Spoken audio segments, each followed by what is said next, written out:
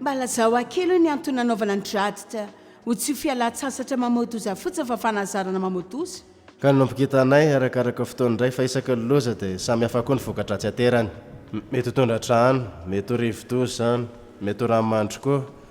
ny zava-mitranga tsy maintsy miseho foana dia hoe misy olona mitady fanampiana sy mila fanampiana dia ilay karazam-panampiana zany mazava ho azy ny ifandraisany amin'ireo roa hanaova ilay fanampiana fa ny lafa fanofanana tongavanay sy ny fanina fiangonana melony hitrangany loza ary ny fanomezan-tanina sy tongotra ho an'i Kristy na koa tahak'izao anatin'ny loza izao ka rehefa lasa ianao dia fantany ny tokony ho ataony eny tompoko mafy zany arisy ny fananganana sistema ka na dia lasa fotoana ela zahay ary na dia lasa koa ireo karazam-pikambanina hafa ny fiangonana eto toerana dia manana fahafahana matatra izay ilainy dia avy eo andrindra ny fanampiana mpanolo tena tsetrapo maro zany filany zany hatraiza izany izao ny faniriana sy ny fahafinoana ny olona hianatra sy hiditra amin'izay fomba afaka atao ambony ny faniriana sy ny fahafahana amin'ny fotoana rehetra na kristiana le olona na tsy dia hitako fa ny fona rehetra dia mitambatra ambanime ka isaky ny misy loza mitranga na dia kristiana zany na tsy kristiana dia te handeha foanareo ary mitady olona zareo mba hanondro izay taritalina marina ka iza moa ny olona tsara toera indrindra anao zany afa tsy ny fiangonana toerana ndao nge resahantsika kely amin'ilay rivo-doza sandia izao ohatra inona no hitanareo taminareo tonga teto hitako fa nizahatra voalohany izay hitako dia ny fiangonana iray izay nitady tsy hanaovany zahatra rehetra dia tonga tamin'ny toerana iray zahay fa ny fiangonana efa nanampy ny fikambanana dia ny paster efa namangina isam-baravarana mpitandrina nanadiakona sy mpikambana nanirany andeha ho any amin'izay fiarahamonina izay ka na dia mialohan'ny fahasimbana azy dia afaka nahita fiangonana izay izay tahaka ireny hoe avoakasiky ny fikambananay ka rehefa mijery ny tombontsoanao zany miaraka amin'ny end of hope miaraka amin'ny fiangonana eo toerana miaraka amin'ny mpiara-miasa amin'ny asa fanompoana Just Meilleur dia misy karazana fampiraisana mitranga izay manatanteraka izany miaraka zany mihitsy tena David Meilleur milaza foana isika rehetra miaraka dia mairo kokoa ary ny loza ngeso dia zavatra iray no manam-porofo fa tsy afaka mahazo fiangonana iray izay mahavita zavatra rehetra zany ianao ka ny fiangonana sy ny loza zany dia voadidina sy naren'ny fiangonana hiala amin'izany dia eo koa ny miara-miasa amin'ny Just Meilleur Hand of Hope raha fikambanana mpamonjy voana dia nanomboka ny asany araka mba azon'ny olona fanampiana fa ny tena marina dia manana ny zavatra rehetra ilaitsikisika mba hiainana fiainam-pandresena ny zavatra rehetra ny any ataonao dia mianatra miaina amin'izany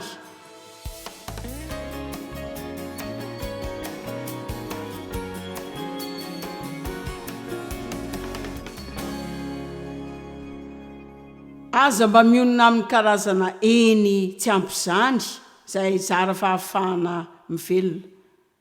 fa mandehana amin'ny fiainana tsara indrindra izay ny manandriamanitra anao izay tena amboniny zavatra rehetra izay fantatsika sy mety takatsika ka ny fomba tokana hafana manakatra izany dia ny manandrana izany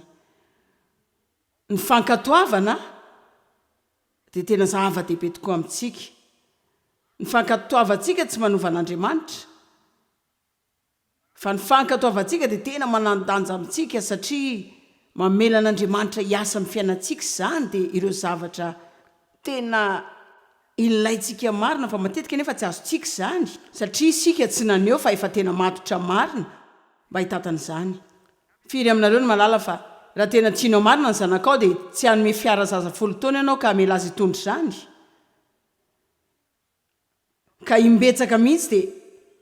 miandry fotoan'Andriamanitra izay tiany hanomezana zavatra antsika satria mbola mila mitombo fahamatorana kely ihany aloha isika soratra masina roa nandeha hojery antsika aloha izao Jaona 4:15 raha eo misaotrany amin'izao teny izao ary mino fa hanetsika ny olona ny amin'ny fanindriny izany mba hankatoanao amin'ny anaran'i Jesosy amen Jaona 4:15 raha tsy ianareo dia hitandrina ny didiko wow tena tsotra kely zany sa ahoana tsy mila ataontsika kajy akory zany izao tsy mila teolojiana akory mba andika ao antsika izany fa eo fotsiny izy hoe raha tsy ianareo dia hitandrina sy akato ny didiko dia tiako anamarika zavatra nareo sao satria tsy tiako ikorotana izy tsy laza hoe raha tandremanareo ny didiko dia ho tiako nareo fa efa tiany foana sika mafantatrareo ve fa Andriamanitra tena tsy hitateraka anareo ary ny famarinan'izany dia tsy nisy fotoana tsy nitiavana anareo zany hatramin'izay ka hatramin'izao ka tsy vidintsika amin'ny fankatoavantsika azy zany Andriamanitra tsy misy fitombonana ntsony ny fitiavan'andriamanitra antsika satria efa tanteraka zany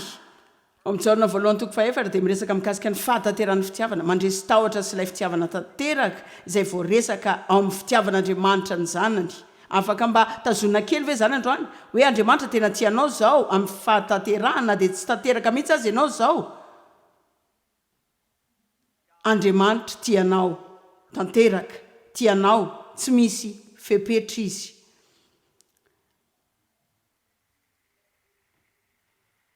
ary tsotrabe tena sarotra amin'ny fiarahamonitsika ny atakatra izany satria efa nandalo zavatra maro sika izay nisy vidiny avokoa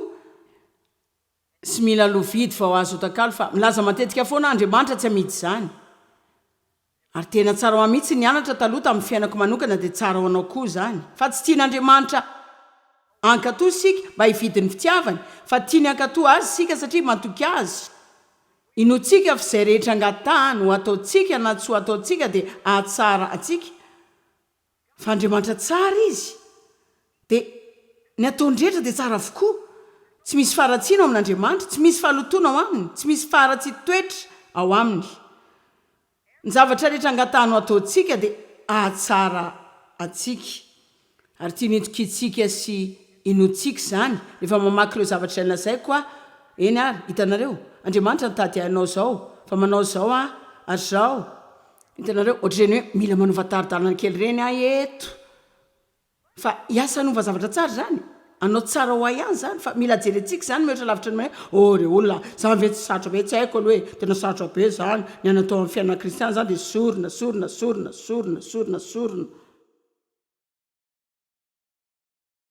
misy olona veto mitihevitra nyity nahita fa ny adalana rehetra izay ampaharesan'andriamanitra anao elana dia zavatra izay ahafaty anao ary ampahonenanao foana ihany ka andao ajanona ny fanaovan'izany zavatra rehetra zany fa tsy hoe tena mafy amiko izany lazaiko anareo ny tena mafy dia ny tsy manana fanantenana na fiadanana na fifaliana na fiarahana marina amin'andriamanitra fiainana feny fangidiana na feny fahantrana ny fananana tarazo na voafatotr'ireo zavatra atsy rehetra fantatrao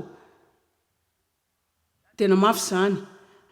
ny fanomponan'andriamanitra feno tsy sarotra ka ny fitiavan'andriamanitra atsika tsy mitombotsony fa ny atsika ho azy no afaka mitombo ny fitiavantsika azy dia mitombo arak'izany zao dia manantena fa eo amin'ny fanatrehan'andriamanitra ianao raha mity herinandro ity mandrindry ny fiderana sy ny fampianarana ary ihany koa miaraka amin'ny famenoan'ny fanahymasina olona voaositra fianarana ny teny za mino fa raha vao mialeto nareo dia mbola ho tian'andriamanitra mihoatra kokoa no nahatogavanareo teto tena adalana ho amihitsy ny teny anareo ankatohan'andriamanitra kokoa raha tsy mampianatra anareo ity azy mihoatra aloha sy ny amela azy ho tianareo kokoa satria ny zavatra tokana izay tena hanery anareo ho tena mpankatoa dia ny fitiavany kristy ka jesosy zany dia nametraka raikim-poy tsotra nefa afaka takarintsika rehetra raha tia nareo dia hitandrina ny didiko zao afaka milaza aminareo fa mankatoan'andriamanitra kokoa noho ny tamin'ny 30 taona lasa tamin'izao vao nanomboka izany dia mankatoa azy feno kokoa sy mazoto kokoa ary matoky fa betsaka aminareo koa no afaka milaza izany fa tamin'izany fotoana izany koa dia afaka laza hoe tena tia azy kokoa mihoatra noho ny taloha tia azy tany am-piandohana fa zany zao dia tahaka ireny hoe isika manomboka tian'andriamanitra voakatry ny ataonao antsika fotsiny ry olona voavelany heliko andeha ho any an-danitra fa mianatra amin'ity azy sika satria mahafinaritra izy ary koa tena mahagaga izy tia mianatra amin'ity ny teny sika ary arakaraky ny ananantsika fahazarana amin'andriamanitra no ahitantsika azy miasa eo amin'ny fiainantsika ahitantsika azy miasa amin'ny trangam-piainantsika no itombony fitiavantsika lalina an'andriamanitra fa aza tia azy fotsiny miraiketa fiti aminy fa tena samihafa izany korintiana faharoa toko 10:4 soratra masina hafa mitovy fa hitako tena ny asa teo amin'ny fiainako manokana izany nisy ireo zavatra izay tsy tiako fotsiny hoe ho avela andehany fa avy eo tonga teo amin'ny teboko izay nitiavako an'andriamanitra kokoa no zany zavatra izany dia hitanareo raha misy zavatra eo amin'ny fiainanao izay tianao ary manana fahasarotana ianao amely izany dia mila manakaiky an'i jesosy kokoa fotsiny manakaiky kokoa ny teniny jeriny amin'ny fahatsarany sy ireo zavatra mahafinaritra rehetra ataonao anao fa ny vonao dia tombo amin'ny fitiavana ary tsy hoela akory na dia mbola tia ireo zavatra izay tsy mahatsara anao azy ianao dia ho tianao mihoatra ireo zavatra ireo izy ary zany fitiavanao azy zany no ampijanonanao tsy anao zantsony dao jerena ny soratra masina amin'ny Korintiana 4:4 fa ny fitiavan'i Kristy no manery anazy satria izao no hevitray maty ny anankiray amonjy ny olona rehetra ka dia maty koa izy rehetra dia jereo zao raha ny tena ara-dalàna sy ny tokony ho izy eo anatrehan'ny seza fiandrianan'Andriamanitra rehefa maty Kristy dia maty koa isika satria izay rehetra mino azy dia hita ao amin'ny ihany koa ka maty ny amin'ny fahotany sika lay tena enao lay fanahy enao lay nateraka indray tsy tia hanota intsony tsy teo amin'ny tsy fankatoavana tsy tia hanao zavatra tsy mety tsony tsy hanana olana ny amin'ny eritreritra tsony ianao fa manana olana ny amin'ny fanahinao ny amin'ny sainao ny fandrinao ny fihetseponao ary io lafindretra izay ilayntsika fehezin'Andriamanitra ary milaza aminareo aho fa dingana lalovana zany ary mila fotoana tsy mitrangatra ihany zany sika rehetra dia tia andalana daholo fa mila mitombo amin'ny tsaratsara kokoa hatrany foana ndao jerena angeny 15 amin'ny Korintiana 4:5 iray amin'ny tenitena tiako indrindra zany ary maty amonjy ny olona rehetra izy mba tsy ho velona ho an'ny tena antsony izay velona fa ho an'izay efa maty sy nitsangana amonjy azy dia hijarina kely veveto eo dia anontany anareo hoe velona ho an'izy nareo tsy voatery amaly amin'ny feonareo nareo fa velona ho an'izy nareo ianao hoe velona ho an-tenanao mba ampifalifaly ny tenanao raha vao tsy mitandriny sika dia lasa ny fifandraisantsika amin'Andriamanitra dia afaka nio zavatra rehetra ho antsika zany zao dia afaka nio fitadiavana n'Andriamanitra ny miazy ilaiko fitadiavana itaya fa maty ho antsika izy mba hahatonga antsika tsy hiaina amin'ny fitiavan-tena tsony na ny fiainan'ny fanakafahan'olona fa maty ho an'ny rehetra izy mba tsy ho velona ho an'ny tena antsony izay velona fa ho an'izay efa maty sy nitsangana amonjy azy afaka veritsika hoe tsy natao hiaina ho an'ny tena koa intsony a afaka milaza aminareo fa araky ny tsy hanaovantsika izany no hiainantsika rehetra ho an'ny tenantsika foana ny tsy mba hampifaly antsika mihitsy ka inona ny tanjoko amin'ity herinandro ity za manana tanjona foana amin'ny fampianarako rehetra misy toerana any izay tiako hitondrana anareo te hitondra anareo hitsangatsangana dia hiaraka aminareo tsy te hamela anareo eo amin'ny toerana nahitako anareo ah tsy nareo ilay mbola eo amin'ny toeran-dratsy fa te hitanareo amin'ny fahatsarana rehefa lasinareo ka ny tanjoko zany dia ny hampiakatra ny faniriana sy ny fanapahan-kevitrareo ankatoan'Andriamanitra amin'ny fahazotoana sy fahatanterahana kokoa tsy misy na dia iray amintsika aza ka tsy mily zany za koa anatin'izany fa za te hitombo amin'ny fankatoavana tanteraka an'Andriamanitra ary andria laza nareo hoe fankatoavantsika an'Andriamanitra tanteraka fankatoavantsika an'Andriamanitra tanteraka ary betsaka izany satria matetika sika mankatoan'Andriamanitra kely dia avy eo sika diso fanantenanany amin'ny fiheverana fa nahavitsy izay nasain'Andriamanitra nataontsika nefa ny tena marina sika tsy tena nankatolo loatra fa nanao sorony sika tsy hisy olona hitombo amin'Andriamanitra eto raha tsy maniry zany aloha satria voalohany indrindra tsy hitombo amin'Andriamanitra ianao raha tsy mianatra ary tsy ianao zany ianao raha tsy maniry aloha ka te hampiakatra ny faniriana sy ny fanapahan-kevitrareo a mila manana faniriana nareo dia mila manana fanapahan-kevitra mba handeha amin'ny lalana rehetra miaraka amin'Andriamanitra hitanareo ny fanapahan-kevitra dia zavatra izay omen'Andriamanitra antsika zany dia zavatra ataony anatintsika ny Baiboly milaza fa Andriamanitra dia nanome antsika fanahy fahamarinana sy fahatokiana wao mba sainao nge zany e dia isika hoe za tsy dia marina loatra sady azo antoka fa tsy mahatoky ihany koa e zany ianao fa raha nateraka indray ianao dia feno fahamarinana sy fahatokiana angamba mbola tsy navoaka ny saina sy ny fanahinao zany aloha zao fa ny marina dia manana ny zavatra rehetra ato anatsika sika mba hivelomana fiainam-pandresena ny zavatra rehetra ny any ataonao dia mianatra miaina amin'izany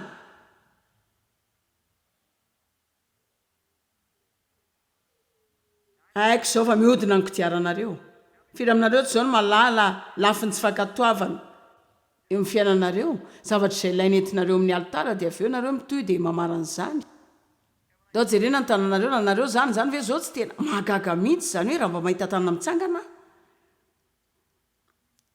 eny ary dia jereo ary zao aleo ma milaza zavatra aminareo ahoana moa ny firesantsika amin'ny zanatsika fa maninona moa raha ataonareo fotsiny zay lazaiko hoe ny ahasoanareo ange no ilazahako izany marina hitanareo raha ny tena marina ary tena tiako koa nareo raha mba mahitsy ary tsy manameloka anareo mihitsy fa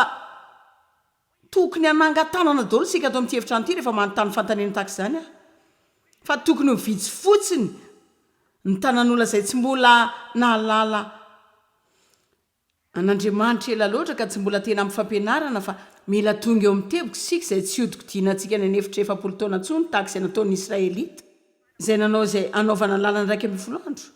12 andro andalovany izany efitra izany fa nijanona tany 7 taona lasa mihodina dia mihodina amin'ny tendrombohitra adala iray ihany fa ny baiboly milaza fa izany tantaran'izy ireo izany dia manampy amin'ny fampianarana antsika ka averiko lazainy indray izany ny tanjoko dia ny ampiakatra ny faniriana sy ny fanapa-kevitrareo mba hankatohan'Andriamanitra amin'ny fahasotoana sy ny fahatanterahana kokoa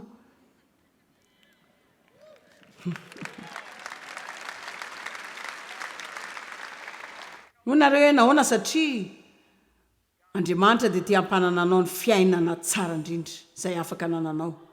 ka rehefa milaza hoe mankatoava n'Andriamanitra dia inona tiako ambara voalohany ankatoava ireo teny voasoratra dia izay rehetra hitanareo ao na tokony atao na tsy tokony atao dia izay koa ny tokony farany tena mpiasa mafy mihitsy nareo miterinandro ity zatsy izany wow tena tsara mihitsy izany aleo averiko lazay indray izany izao izay rehetra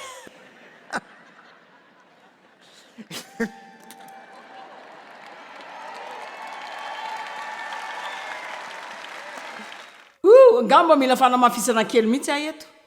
izay rehetra vakinareo eto ka asianareo atao na asiana tsy ataonareo dia izay koa ny tokony mifaran'izany misaotra tompoko ohatra ny tsy azoko tsara izy izany izao dia manomboa manao izay sombony efa fantatrao izany tsy haiko aloha hoe inona ny iverinareo fa tena dika an'izany izao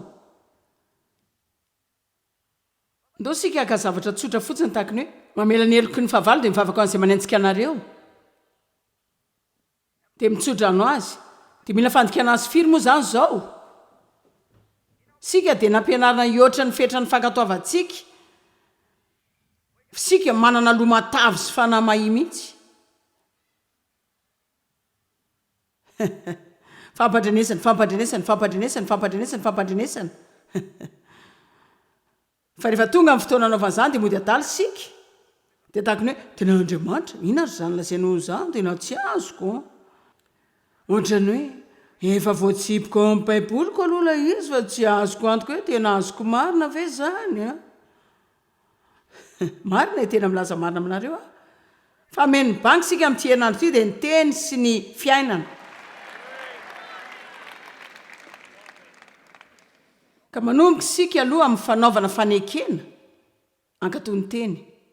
tsa tena sarotra mamela heloka fantatro fa ny sasany amin'ireo zavatra eo dia mampifanambiny manao azy fa Andriamanitra mampanantena antsika fa hanome antsika ny fahasoavany anao ny zavatra rehetra izay angatahany ho ataontsika tsy voatery anao izany indrery ianao fa omen'Andriamanitra anao ny fahasoavana ny hery ny fahafahana anao izany raha tena tianao ny anao izany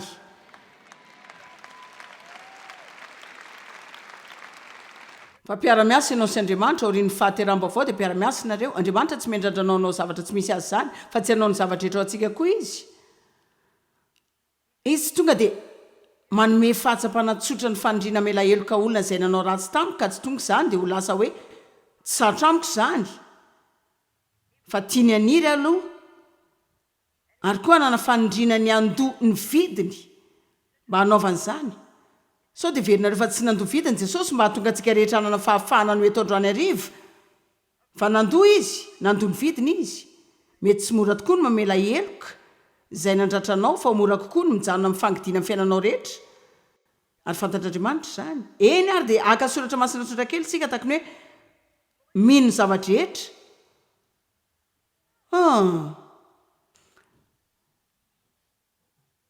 hitanao ranabavy za tena manana olana amin'ny fananany saindratsy za tena misaindratsy olona tsia ny baiboly milaza mino ny zavadrehetra ka zany midika fa raha manana saindratsy afetseny fitaka fanaratsiany fitsikerana fantatra fa tsy misy aminareo zany fa za zany taloha ary raha tsy mitandrina dia mbola hitsipona amin'izay tsy mety amin'ny zavadrehetra foana manana olona miaraka amiko ve za zao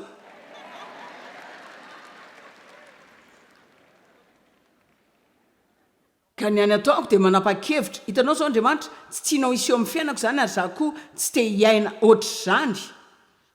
zao mety mila fotoana lava mba hiaina amin'izany andriamanitra fa tsy maninona za mino ampahatsorana fa raha vao manamboatra saina azo fandresena amin'ny sehatra ray ianao ka miara-miasa amin'andriamanitra za mino fa kotiany zany isan'ny efa vita satria mahita ny amponao izy inareo ve laza fa raha vao nanao ny tenanao amin'ny fandresena amin'ny sehatra ray ianao ka mila hoe za tsy mba hiaina ohatr'izany tsony fantatra fa tsy zao ny zavatra tatavinao amiko za mino fa efa nikotian'andriamanitra ho efa vitsy zany ny any ataonao zao dia ny mandeha araka izany fa mila tonga teo amin'ny teboky ny fiainako a zay nylazako hoe andriamanitra tsy maniry hiaina ny fiainany tsy famelany zany za tsy hiaina amin'ny fahatezeran'izany foana za tsy hiaina ohatr'izany ary efa misy olona mandratra ka tsarovako izany adalàna rehetra zany dia hitady toerana mba hamakiko ny baiboliko tsaroako ndray andro tao amin'ny efitrano ray dia nilaza hoe andriamanitra za tsy te hivoaka antsony fa mba omenao ny fahasoavanao ave dia andeha araka tokony ho izy za tsy hiaina ohatr'izany fa rehefa tapa-kevitra tsara ianao anao zay ahatonga anao araka an'andriamanitra dia ilaza zavatra aminareo zavatra rehetra zay tiano azonao dia ho ny lasa ho anao satria fantany fa azo itokisana ianao amen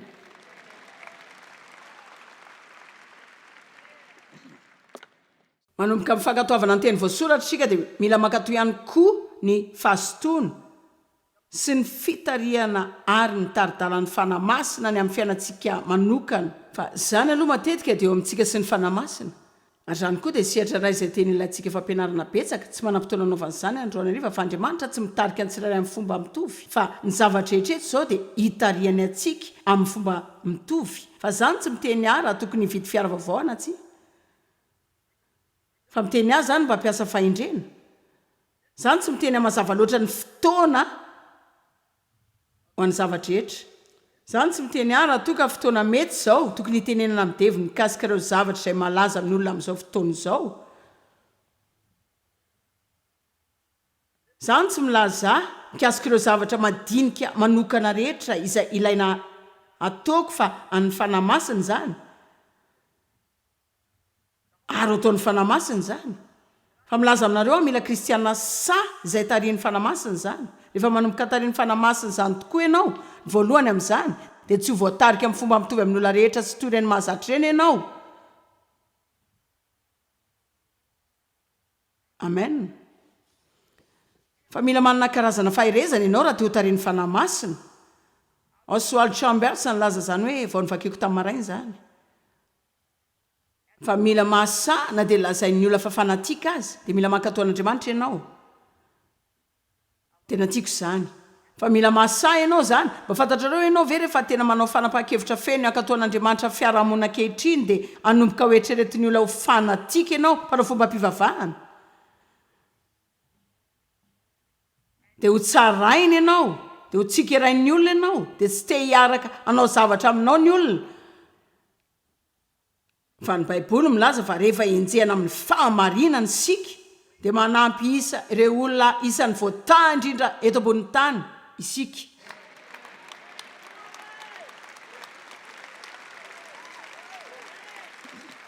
hitanareo rehefa milaza aho hoe manapa-hevitra ankatoan'andriamanitra eo amin'ny fiarahamonitsika za akory tsy milaza hoe manaova tahaka ireny mpivavaka talatala ireny fa tsy zay ny tiako lazaina fa mila fotsiny ianao mivoaka ho any amin'ny fiarahamonina dia mity olona dia mila maneo an'andriamanitra fa tsy ny fomba mpivavahana fa araka an'andriamanitra tsy voatery hitory amin'ny olona rehetra any ianao fa mila sehonao ny olona nytoetra an'andriamanitra dia mila tiavinao ry zareo fa tsy ianao no andeha anao zay zavatra rehetra zay fanaony tsy afaka nyresaka ireo zavatra rehetra izay firesany ianao mandehana any amin'izay alehany ngamba mety miara mijery ny oronan-tsara izay jereny fa manaovanao ohatra tsara fa aza mitsokombakomba mba ho lasa namany hoe aza mitsokombakomba mba ho lasa namany